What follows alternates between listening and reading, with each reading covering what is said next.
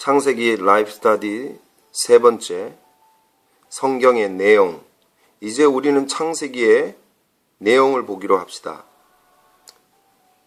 A. 하나님의 갈망과 목적.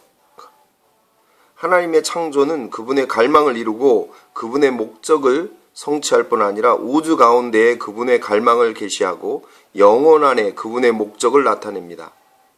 우리가 만드는 것은 다 우리의 갈망을 말해주는 법입니다.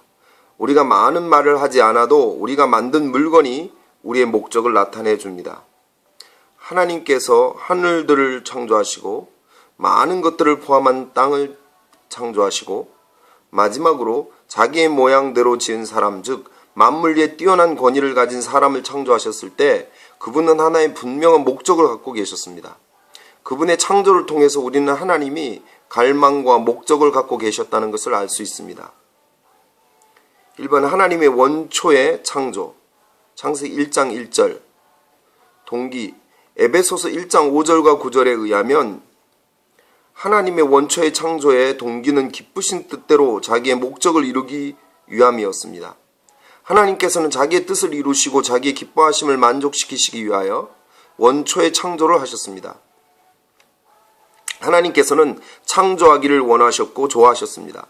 하나님께서는 자신을 기쁘게 하기 위해서 창조하신 것입니다.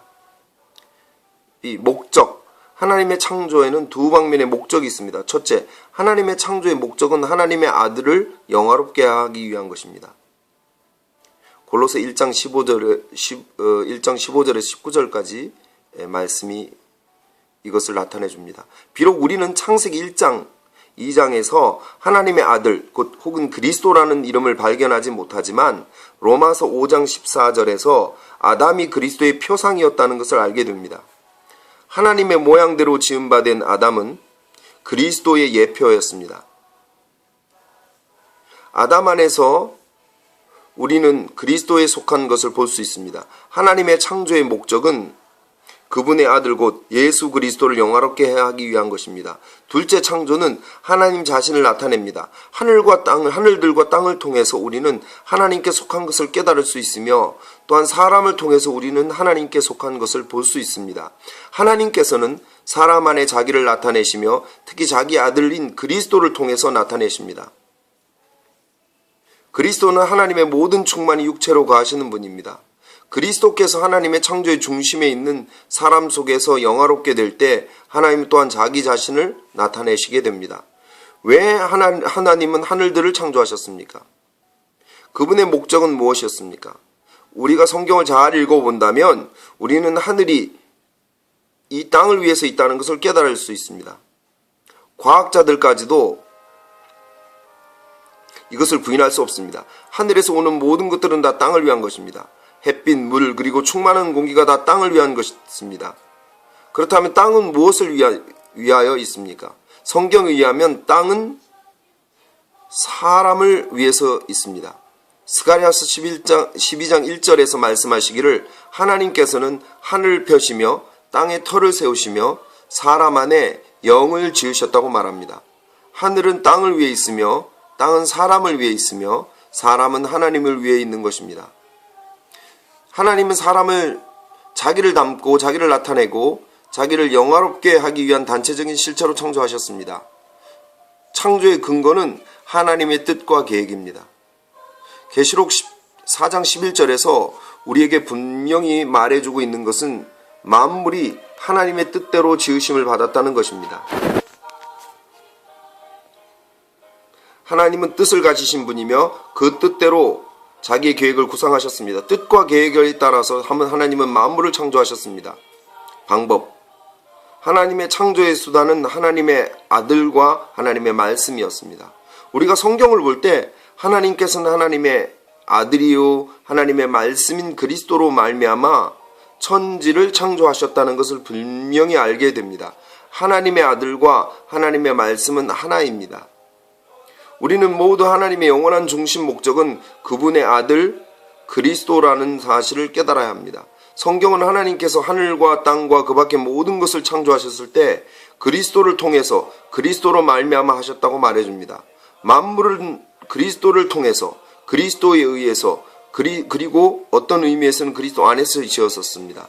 창조가 시작된 때부터 만물은 그리스도 안에서 존속합니다. 그리스도는 우주의 온 부분을 함께 붙들고 있는 축이 되십니다.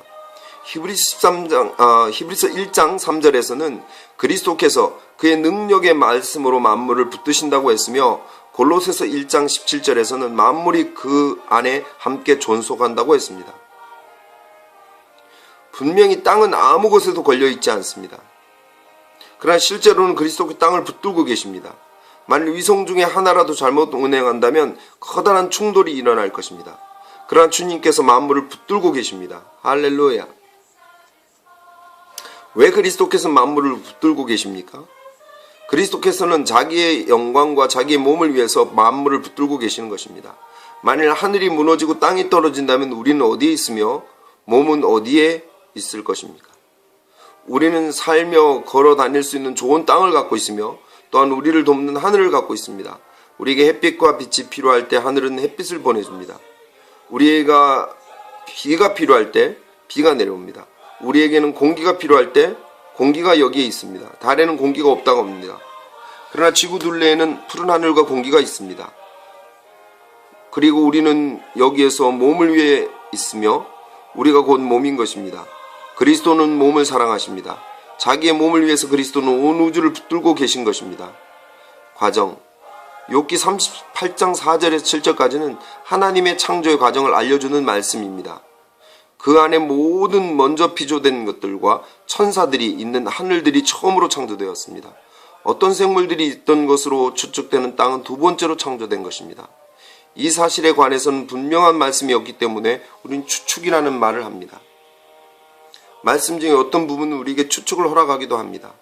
욥기 38장 4절에서 7절을 보면 하나님께서 땅에 기초를 놓을 때 별과 천사들, 하나님의 아들들이 이미 있었습니다. 이것은 별들과 천사들이 있는 하늘이 먼저 창조되었으며 땅은 두 번째로 창조되었음을 증명해 줍니다. 태초에. 이제 우리는 1장 1절을 보기로 합시다. 태초에. 성경에서 이 구절 태초에는 두 가지로 사용되는데 첫 번째는 창세기 1장 1절이며 두 번째는 요한복음 1장 1절입니다. 요한복음 1장 1절에서 말씀하신 태초는 창세기에서 말씀하신 태초보다 먼저입니다. 요한복음에서 말씀하신 태초는 영원 안에서의 태초, 즉 시작이 없는 태초입니다. 창세기 1장의 태초는 시간의 태초, 즉 하나님의 창조가 시작된 태초입니다. 요한복음 영원을 말하는 것이며 창세기는 시간을 말하는 것입니다. 하나님의 창조. 태초에 하나님이 천지, 하늘들과 땅을 창조하시니라. 이 문장에서 주어인 하나님은 복수이며 수로인 창조하시니라는 단수로 되어 있다는 것은 매우 흥미있는 일입니다. 이것은 여러 명의 하나님이 있다는 뜻이 아닙니다. 하나님은 한 분이십니다. 그러나 하나님은 셋 하나인 분이십니다. 1장 2절에서 하나님께서는 자신을 우리라고 부르시면서 우리가 사람을 만들고라고 하셨습니다. 하나님은 한 분이시지만 그분을 받는 대명사는 우리입니다. 우리는 이를 설명할 수가 없습니다. 하나님은 한 분이십니다. 그러나 셋 하나이신 분이십니다. 그 삼일 하나님이 창조를 시작하신 것입니다. 창세기 1장과 2장에서 하나님의 창조와 재창조에 관해서 세 가지 다른 종류가 사용되었는데 그것은 창조하셨다, created, 만드셨다, made, 지으셨다, formed입니다. 창조란 무에서 유를 가져오는 것을 의미합니다. 오직 하나님만이 창조하실 수가 있습니다. 우리는 창조할 수 없습니다. 우리는 단지 만들 뿐입니다. 만든다는 것은 이미 있는 것을 가지고 그것을 사용하여 다른 것을 만들어내는 것을 의미합니다. 첫째 날에 하나님께서 빛을 창조하지 않으셨으며 셋째 날에도 하나님께서는 땅을 창조하지 않으셨습니다. 왜냐하면 빛은 거기에 이미 있었으며 땅은 깊은 물속에 잠겨 있었기 때문입니다. 첫째 날에 하나님께서는 창조하신 것이 아니라 명령하신 것입니다. 빛이 있으라 하심에 빛이 있었습니다. 셋째 날에 하나님께서 물에 잠긴 땅에게 죽음의 물 밖으로 드러나라고 명령하셨습니다. 이것은 창조의 행위가 아니라 만듦의 행위였습니다. 그 다음 하나님께서는 인간을 육신의 몸으로 만드셨습니다. 그것은 지으심이었습니다. 하나님께서는 흙으로 사람을 지으셨습니다. 하나님의 창조는 1절에 있으며 하나님의 재창조는 3절부터 시작됩니다. 성경은 하나님이 하늘들을 만드셨다고 말하지 않으며 땅도 지으셨다고 말하지 않습니다. 하나님께서는 하늘들과 땅을 창조하셨다고 되어 있습니다. 창조는 하나님이 계시다는 것을 증명해 줍니다. 창조는 하나님의 영광을 선포하며 하나님이 계신 것을 증명합니다.